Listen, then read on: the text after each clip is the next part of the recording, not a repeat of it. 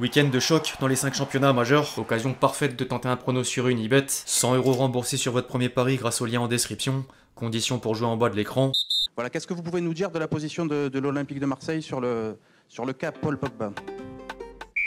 Équipe, j'espère que vous allez bien. Aujourd'hui, suite de la série sur le mercato hivernal. La prochaine fenêtre de transfert ouvre désormais dans moins de 2 semaines et les clubs sont lancés en coulisses dans le but de peaufiner leur effectif avant la deuxième partie de saison. Phrase que je dis à chaque fois mais qui est vraie en plus de servir d'introduction. Le dernier numéro était en partie marqué par les sorties médiatiques de joueurs, entraîneurs, dirigeants sur leurs objectifs de janvier. Celui du jour suivra un peu la règle car les journalistes essayent encore d'obtenir des scoops lors des conférences de presse ou entretiens en lien avec les rumeurs du moment. Par contre, la Ligue 1 d'abord. Comme toujours, la priorité au club français, surtout plus l'événement approche, plus il y a d'informations qui tombent les unes après les autres. L'équipe vient d'ailleurs de sortir une édition spéciale sur le sujet, je vais pas en dire plus, toutes les informations à venir dans le reste de cette vidéo. Les amis, avant d'entrer dans le vif du sujet, je vous demande quand même un service, celui évidemment de lâcher votre plus beau like, toujours gratuit, rapide et important pour le référencement. Merci à tous ceux qui le feront, vous êtes les boss.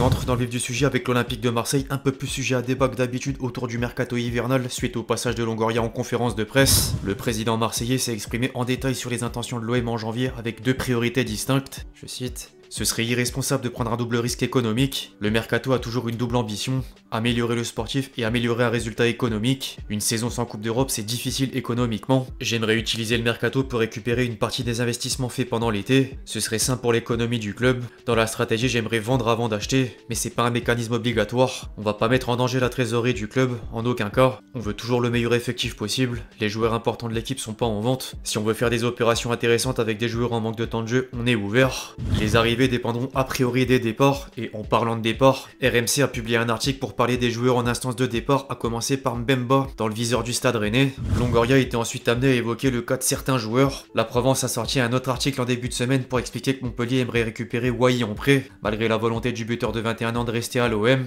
et le dirigeant espagnol a écarté l'hypothèse d'office.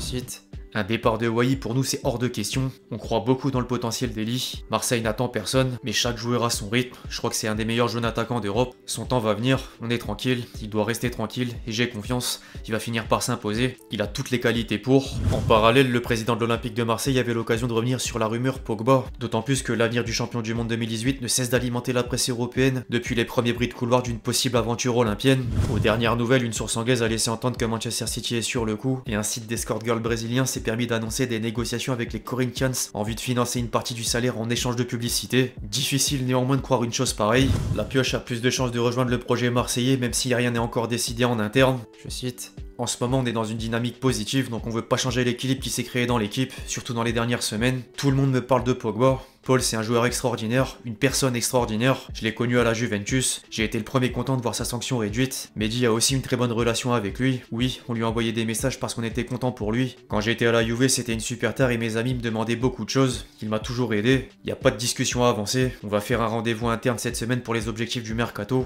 En tant que club, on a toujours plaisir à saisir des opportunités, de voir de grands joueurs jouer chez nous. Par exemple avec Adrien, Rabiot évidemment ou Højbjerg. Il n'y a pas de discussion avec Pogba, pas de rendez-vous. Je ferme pas la porte mais ça crée beaucoup de spéculations. Ce sont surtout des rêves plus qu'une réalité dans le marché.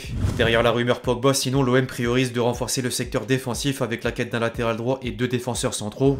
Chez le rival historique, les arrivées dépendront également des départs, mais les supporters parisiens devraient vite être fixés devant la situation de Kolo Muani. L'ancien Nantais vient de connaître une deuxième absence consécutive dans le groupe parisien pour affronter Monaco après un nouveau discours lourd de sens de Luis Enrique en conférence de presse. Je cite: je pourrais l'expliquer mais je le ferai pas. Les décisions disent tout de façon très claire. Je dis toujours que les situations sont réversibles. Un joueur peut se tromper, mais toutes les situations sont réversibles.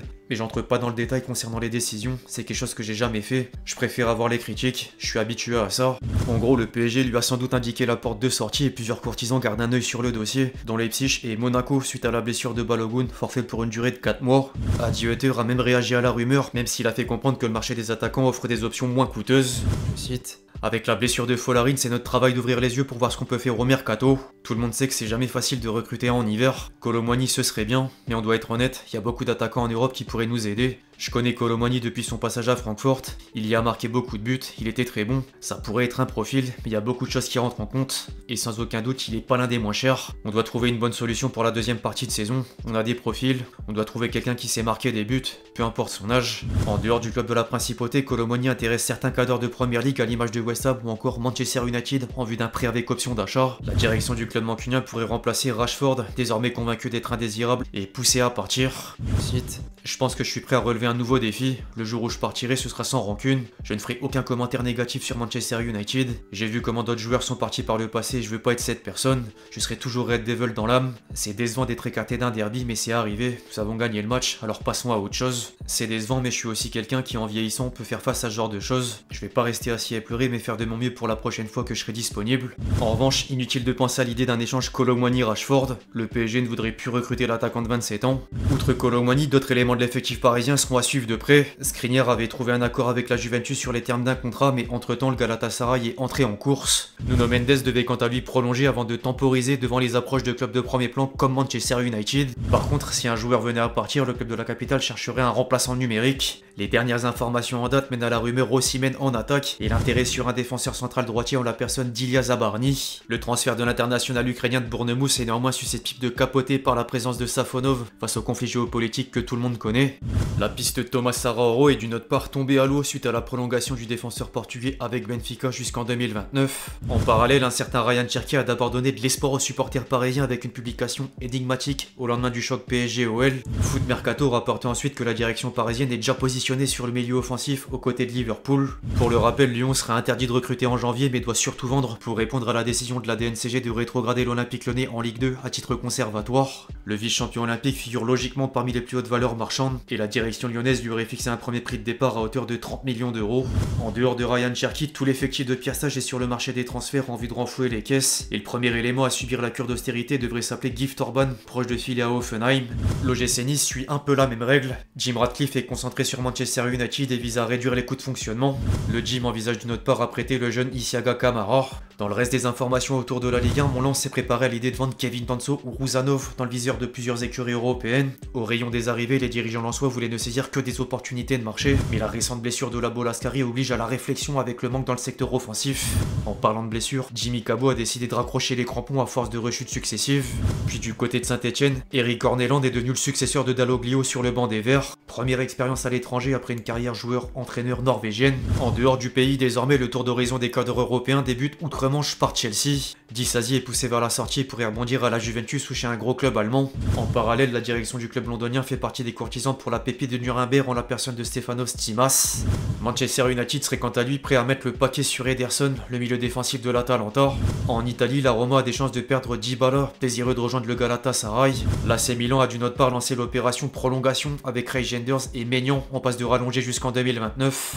Deux clubs allemands sont dans le même cas de figure. Le Bayern est proche de prolonger Neuer jusqu'en 2026 et le Bayer Leverkusen aurait finalement obtenu un accord avec Florian Wirtz pour une saison supplémentaire. Du côté de l'Espagne, le Barça devrait quant à lui étendre le contrat de Lamine Yamal, d'autant plus que le vainqueur de l'Euro 2024 a déclaré dans les colonnes de Marca vouloir gagner des titres sous les couleurs blaugrana. Par contre, le club catalan fait face à un problème de taille avec Dani Olmo. L'attaquant espagnol n'est toujours pas inscrit au prix de la Liga pour la deuxième partie de saison, et si les dirigeants barcelonais trouvent pas de solution, le joueur dispose d'une clause de départ libre. Quant aux officiels, les New York Red Bulls ont enfin annoncé l'arrivée de Choupo-Moting. L'ancien parisien va fouler les pouces de la MLS comme plusieurs grands noms qui continuent de débarquer sur le continent. Le prochain sur la liste pourrait d'ailleurs être Neymar. Affaire à suivre. Bref, l'équipe, c'est tout pour cette vidéo sur les dernières rumeurs autour du mercato hivernal. J'espère qu'elle vous a plu. Je compte sur vous si c'est le cas pour lâcher votre plus beau like. N'hésitez pas à me donner vos avis dans les commentaires sur toutes les infos du jour. Puis d'ici là, on se retrouve très vite sur la chaîne pour de nouvelles vidéos. C'était Lexchi. Ciao.